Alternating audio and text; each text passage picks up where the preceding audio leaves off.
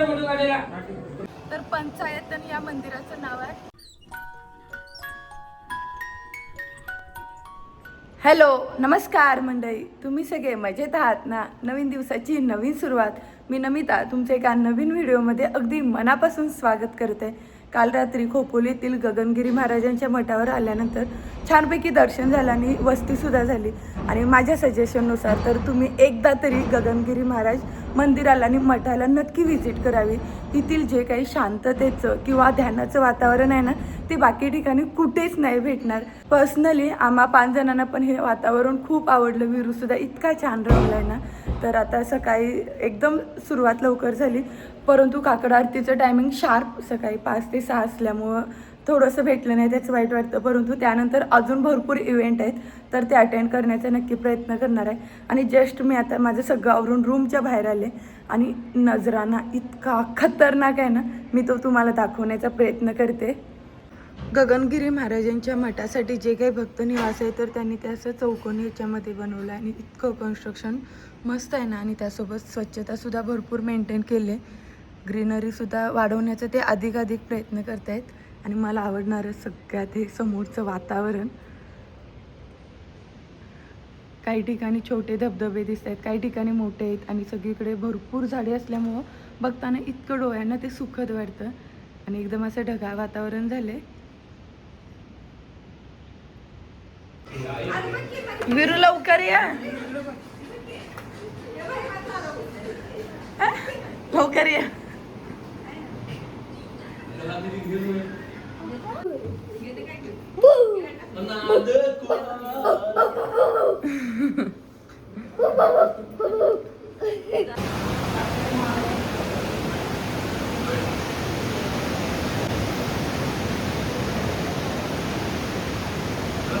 काल रात्री इतकं काही स्पष्ट दिसत नव्हतं, परंतु आता सकाळी इतका खळखळाट आवाज येतोय.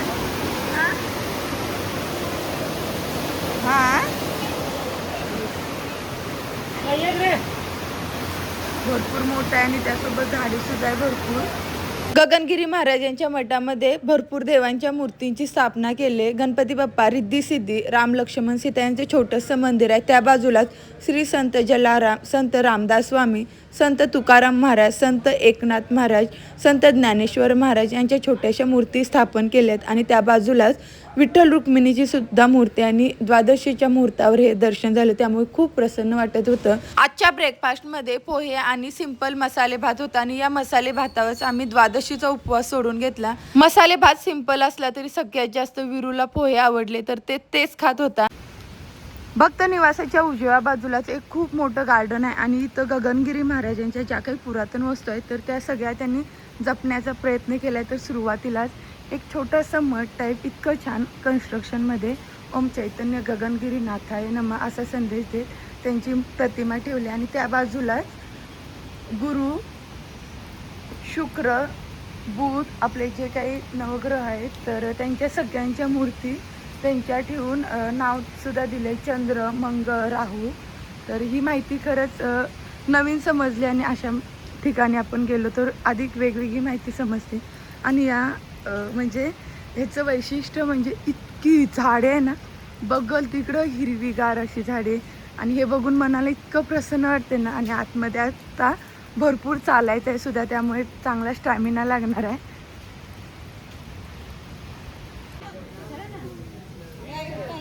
इकडे आहे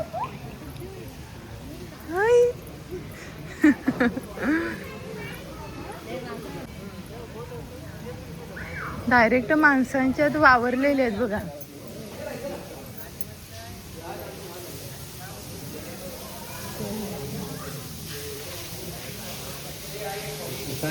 कसं आहे काय? गोशाळा गाई सोडले जातात फिरण्यासाठी आणि आता साफसफाई करण्यात चालू आहे. शंकराचं मंदिर आहे जवळच. गाईंना आता मस्तपैकी फिरण्यासाठी, चारा खाण्यासाठी बाहेर सोडले. किती आहेत बघा वानर छोटे छोटे. आपला आणाय पाहिजे होता खाऊ.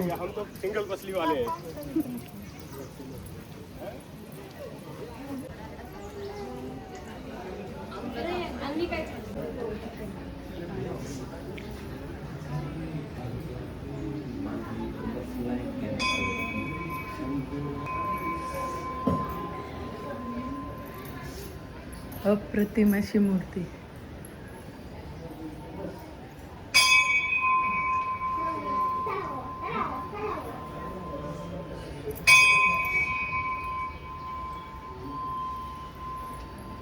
आज खरंच खूप सुंदर वाटत आहे, कारण की गगनगिरी मठ खोपोली इथे आम्ही सगळी माझी फॅमिली आहे.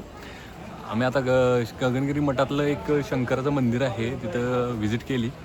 खरंच खूप मंदिर अद्भुत आहे आणि त्या मंदिराला बघितलं की असं वाटतं की केदारनाथ मंदिर. मिसाला मी बोललो की केदारनाथ मंदिर सेम टू सेम स्ट्रक्चर आहे आणि खूप सुंदर आहे, अद्भुत आहे. तुम्ही व्हिजिट करू शकताय. चेक केलं ना. Bye bye. खरंच खूप बेस्ट आहे रूम.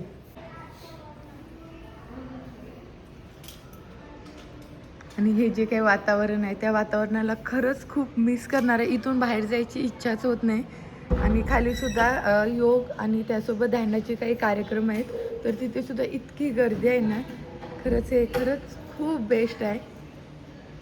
गगनगिरी महाराज मठामध्ये दर्शनानंतर सकाळी ब्रेकफास्टची सोय, त्यानंतर दुपारचं जेवण आणि संध्याकाळचं जेवण अशी तिन्ही टाईमची सोय असल्यामुळे बाहेर जेवण घेण्याची काहीच अडचण नाही. आणि जेवणसुद्धा इतकं टेस्टी आहे ना.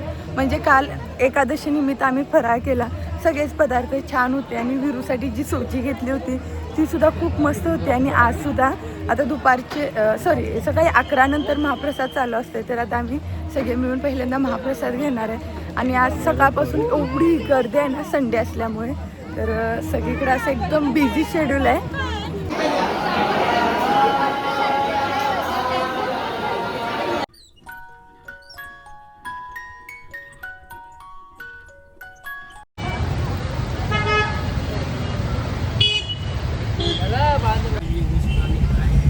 बाबांना आवडले स्पेशली. कसा होता तुमचा अनुभव? मस्त. गर्दी आज एवढी झाली ना, म्हणजे कसं कंट्रोल करतायत ह्याचंच आश्चर्य वाटतंय. आणि कालचा गगनगिरी महाराजांचा अचानक ठरलेला प्लॅन खरंच सक्सेस झाला असं वाटतंय. साहेब, आता पुढचा काय प्लॅन? पुढचा प्लॅन आपण थोडंसं विचार करून करूया, कारण की आपल्याला महडचा वर्धविनायक बघायचा आहे. ओके. त्यासोबत बाबा एवढ्या लांब आलोय तर आपण अष्टविनायक पैकी एक असणारा महडचा गणपती.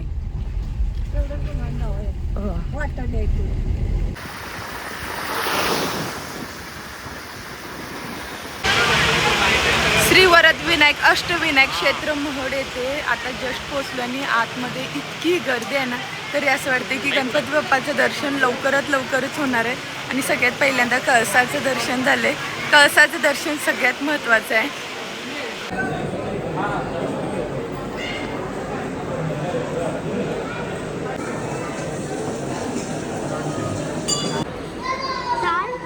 काल आषाढी एकादशी निमित्त मंदिरामध्ये वारकरी दृश्य इतकं अप्रतिम रेखाटलंय ना.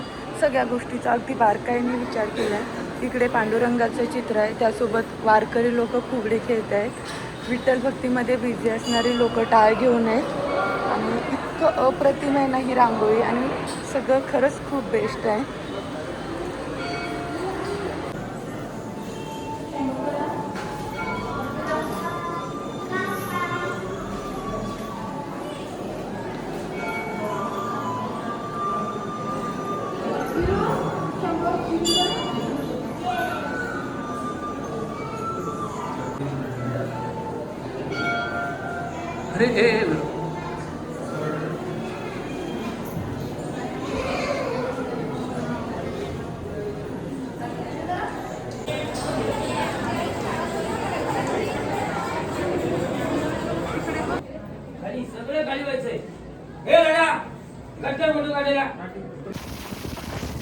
आपण आता नेक्स्ट टाइम प्लॅन करू. चालेल.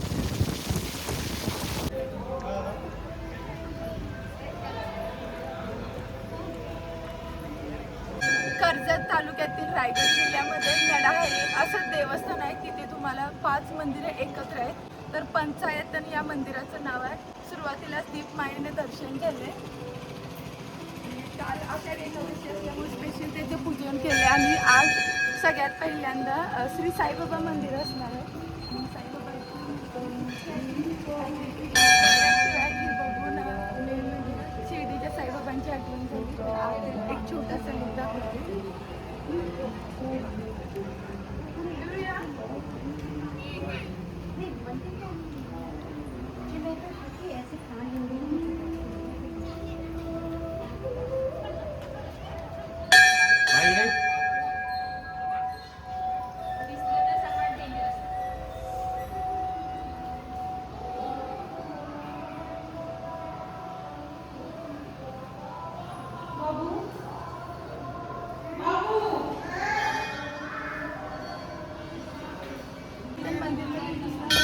त्याचं नाही लोक ईश्वर गणेश मंदिर, गणपती बाप्पांचं दर्शन होणार आहे.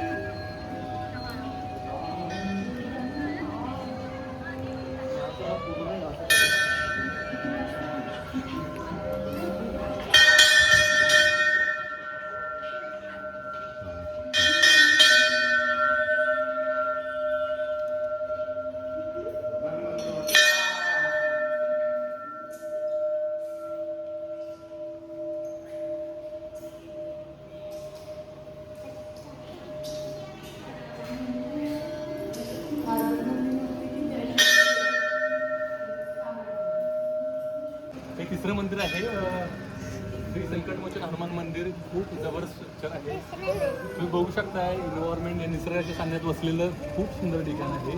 बघू शकता तुम्ही. सगळ्या मूर्ती मार्बल मध्ये आहेत ना.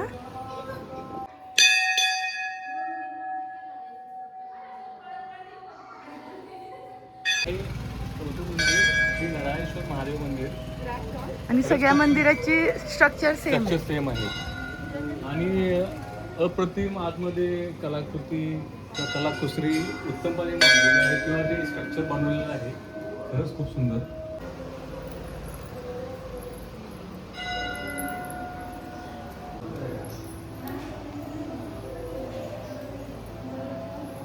पाचवं मंदिर भवानी माता मंदिर. खरंच पाचवी मंदिर बापरे अप्रतिम, म्हणजे तुलना करू शकत नाही आपण. एवढं खूप जबरदस्त कन्स्ट्रक्शन आहे संगमरवरी डोंगरामध्ये. खरंच आवडलं. आवडतं.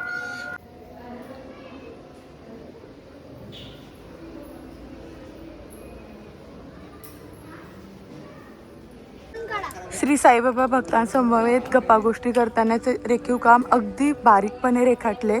श्री व्यास महर्षी गणपतीला महाभारत सांगताना सगळ्या गोष्टी अगदी बारकाईने विचार करून सांगितल्या. श्री गणपती, शिव पार्वती व कार्तिकीय पृथ्वी प्रदक्षिणा प्रसंग असे जे काही महत्त्वाचे प्रसंग आहेत ते रेखाटण्याचा प्रयत्न केला आहे. श्री सरस्वती माता इथं सध्या काय लिहिलं नाही, पण आय थिंक लक्ष्मी माता असं वाटते मला. श्री काली माता आणि अगदी परफेक्ट रेखाटण्याचा प्रयत्न केलाय. रावणाचा भाऊ, देवांचा खजिनदार श्री कुबेर देव, समुद्र मंथन, मोहिनी रूपदेव, अमृत कुंभ वाढताना. खरंच नवीन माहिती बघायला भेटली आणि अगदी बारकाईने रेखाटण्याचा प्रयत्न केला आणि ते समजतं सुद्धा. श्री रामप्रभूचे प्राणरक्षक पंचमुखी हनुमान, योगेश्वर भगवान श्रीकृष्ण. आपल्या इथं स्पेस भरपूर आहे ना. विरू, संपली का पजल? कधी संपणार? घर आलं बघ आपलं. ते बा बिल्डिंग आली आपली. आवर पटकन. फायनली पोचलो 2 दिवसाच्या प्रवासात. दिवसभर प्रवास करताना एकदम हॅपी होती. सगळे प्लॅन वर्कआउट झाले होते, परंतु सायंकाळी घरी आल्यानंतर इतकी ॲसिडिटी वाढली होती, मला काहीच सुचलं नाही. त्याच्यामुळे ओमिटिंगची एक गोळी घेतली आणि ही गोळी खाणं म्हणजे माझ्यासाठी खूप मोठा टास्क आहे. आणि यानंतर गेले 1 आठवडा मला कंटिन्युअस ॲसिडिटीचा त्रास चालू झाला. त्याच्यामुळे व्हिडिओ एडिट करण्याची माझी इच्छाच नव्हती. त्यामुळे तुम्ही हा व्हिडिओ खूप लेटनं बघत असेल त्याबद्दल बी सॉरी. उद्या पुन्हा एकदा भेटू नवीन व्हिडिओमधून. तोपर्यंत बाय.